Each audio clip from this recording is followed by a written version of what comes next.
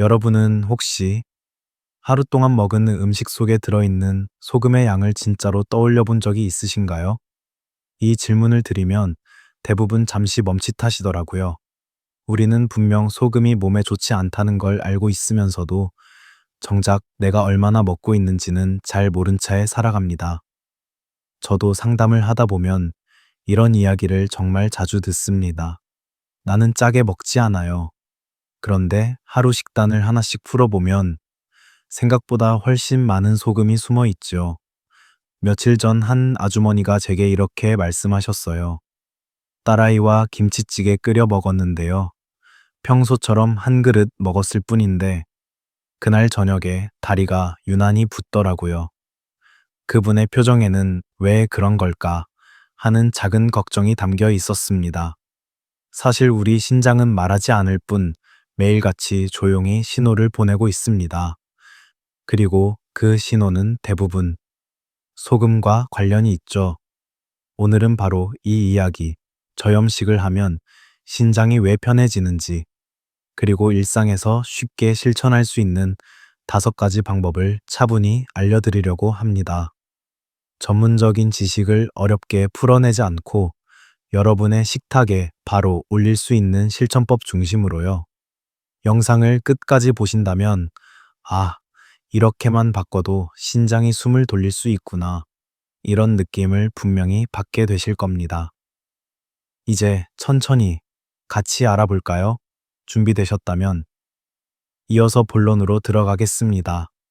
우리가 매일 먹는 음식 중 상당수는 생각보다 훨씬 많은 나트륨을 품고 있습니다. 하지만 사람들은 대부분 그 사실을 잘 깨닫지 못합니다. 왜냐하면 짠맛은 혀가 금방 익숙해지고 익숙해진 맛은 평범한 맛이 되기 때문이죠. 그래서 자신이 짜게 먹는다는 사실을 느끼지 못한 채 신장은 조용히 조금씩 무리를 겪게 됩니다. 신장은 참 성실한 기관입니다. 몸속에 들어온 나트륨을 조절하고 체액 균형을 맞추고 노폐물을 걸러내기 위해 하루 종일 쉬지 않고 일합니다. 그런데 소금이 조금만 많아져도 이 작은 장기는 갑자기 무거운 짐을 짊어진 듯 과부하가 걸립니다. 그 과정이 반복되면 어떻게 될까요? 신장은 점점 더 많은 압력을 견뎌야 하고 결국 피로가 쌓여 기능이 떨어지기 시작합니다. 이것이 바로 많은 의사들이 저염식을 강조하는 이유입니다. 특히 나이가 들수록 상황은 조금 더 섬세해집니다. 젊을 때는 어느 정도 버텨주던 신장이 50대 이후부터는 소금 섭취량에 훨씬 민감하게 반응하기 시작합니다. 손발이 붓거나 혈압이 오르거나 이유 없이 피곤해지는 변화가 찾아오죠. 이건 갑작스러운 문제가 아니라 오랜 시간의 식습관이 만들어낸 조용한 신호들일 가능성이 큽니다. 그렇다고 해서 겁낼 필요는 없습니다. 신장은 여전히 회복력을 가지고 있고 우리가 조금만 신경을 써주면 훨씬 편안해질 수 있습니다. 저염식을 한다는 것은 단순히 소금을 줄인다 라는 의미가 아니라 신장이 다시 숨을 고를 수 있게 도와주는 작은 배려에 가깝습니다. 오늘 제가 드릴 이야기는 이걸 하지 마세요 라는 경고가 아닙니다. 이렇게 해보시면 몸이 훨씬 편안해질 거예요. 이런 마음으로 준비한 이야기입니다. 이제 많은 분들이 가장 궁금해하는 부분으로 넘어가 보겠습니다. 일상 속에서 흔히 하는 오해와 습관들, 왜 문제가 되는 걸까요? 천천히 하나씩 살펴보겠습니다. 저염식을 이야기하면 많은 분들이 고개를 끄덕이지만 실제 생활로 들어가면 의외로 여러 오해들이 자리 잡고 있습니다. 오늘은 그 중에서 특히 자주 듣는 몇 가지를 조용히 짚어보려고 합니다. 누구를 탓하려는 마음이 아니라, 아, 나도 이런 생각을 해본 적 있구나 하고 스스로를 돌아볼 수 있는 시간이 되면 좋겠습니다. 첫 번째 오해는 나는 짜게 먹지 않는다 라는 생각입니다. 정말 많은 분들이 이렇게 말씀하세요. 그런데 하루 식단을 하나씩 살펴보면 김치 한 조각, 국물 한 숟가락, 반찬 한 젓가락, 작은 것들이 모여 나트륨을 꽤 많이 만들어냅니다. 짜지 않아 보이지만 소금이 숨은 음식들, 바로 이런 것들입니다. 우리는 짠맛에 익숙해지면 그 짠맛이 평범한 맛이 되어버리기 때문에 스스로 짜게 먹는지 정확히 느끼기 어렵습니다. 이건 누구나 겪는 자연스러운 현상이지요. 두 번째 오해는 국물만 조금 먹으면 괜찮다라는 믿음입니다. 특히 찌개나 국을 좋아하시는 분들이 자주 하시는 말씀이에요. 하지만 문제는 조금만이 어느 정도인지 우리가 잘 모른다는 데 있습니다. 한두 숟가락만 먹었다고 생각하지만 그 한두 숟가락에 이미 반찬 전체보다 많은 나트륨이 들어있을 때가 많습니다. 국물은 소금이 가장 많이 녹아있는 부분이기 때문에 적게 먹는다는 기준을 다시 점검해 볼 필요가 있습니다.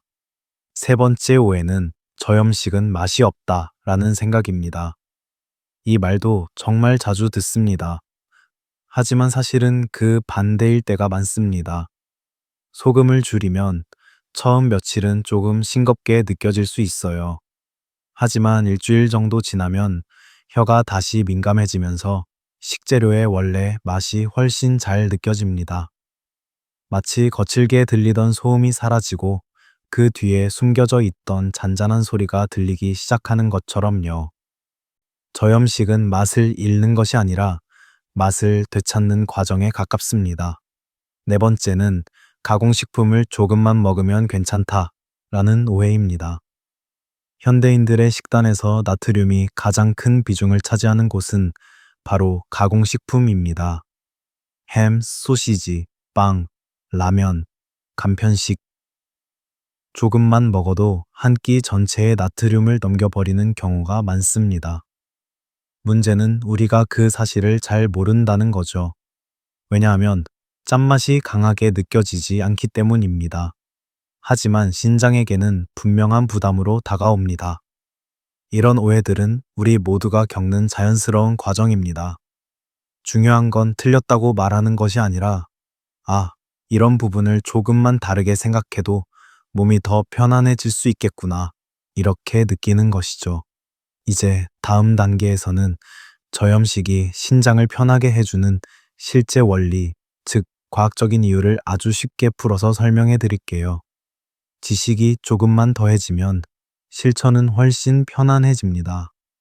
이제는 조금 더 깊이 들어가 보겠습니다.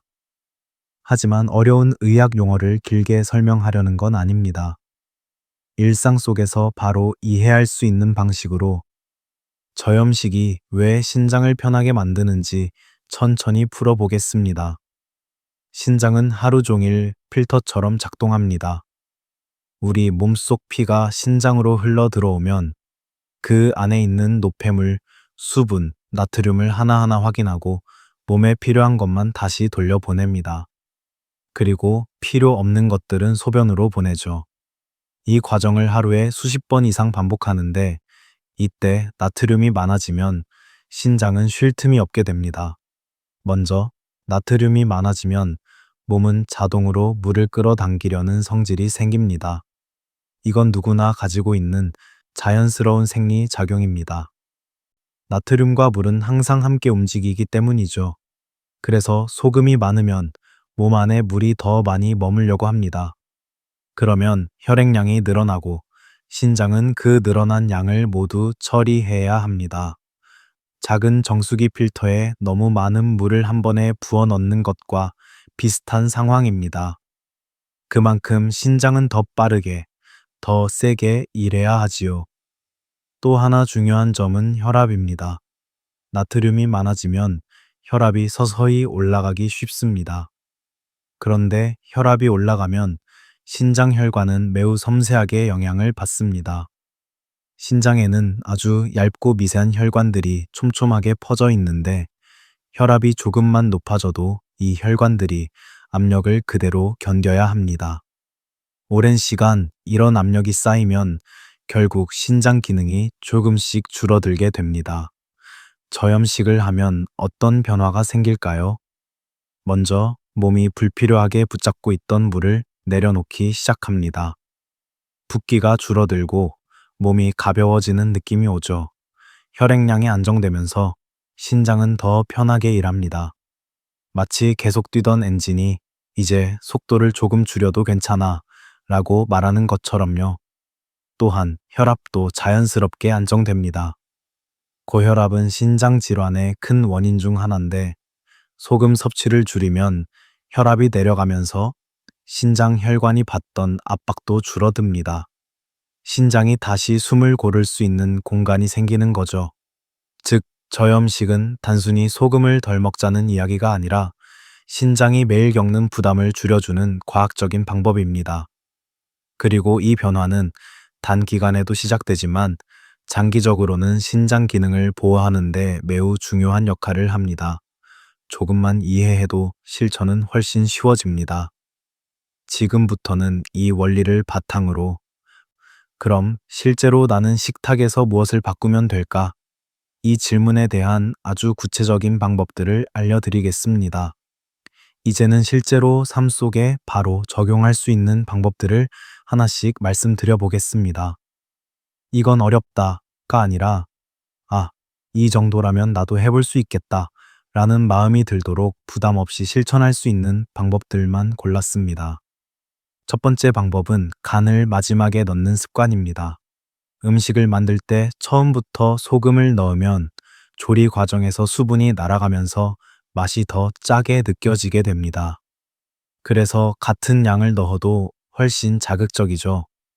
하지만 마지막에 넣으면 필요한 만큼만 간을 맞출 수 있고 그만큼 전체적인 나트륨 양이 자연스럽게 줄어듭니다. 특히 찌개나 볶음 요리를 할 때 효과가 큽니다. 아, 내가 조금만 순서를 바꿔도 맛이 크게 달라지는구나. 이런 깨달음을 주는 작은 변화입니다. 두 번째 방법은 국물보다 건더기를 중심으로 먹는 습관입니다. 국물은 나트륨에 집중된 공간이라고 해도 과언이 아닙니다. 찌개든 국이든 국물 몇 숟가락이 한 끼 나트륨을 넘길 때가 많습니다. 그래서 국물은 한두 숟가락 정도로만 즐기고 건더기와 채소 중심으로 식사를 해보세요. 맛은 충분히 느끼면서도 부담은 줄일 수 있는 지혜로운 방법입니다. 세 번째 방법은 가공식품 섭취를 줄이는 것입니다. 햄, 소시지, 빵, 라면, 간편식. 이런 음식들은 겉으로는 짜게 느껴지지 않아도 안에 들어있는 나트륨이 상당히 많습니다.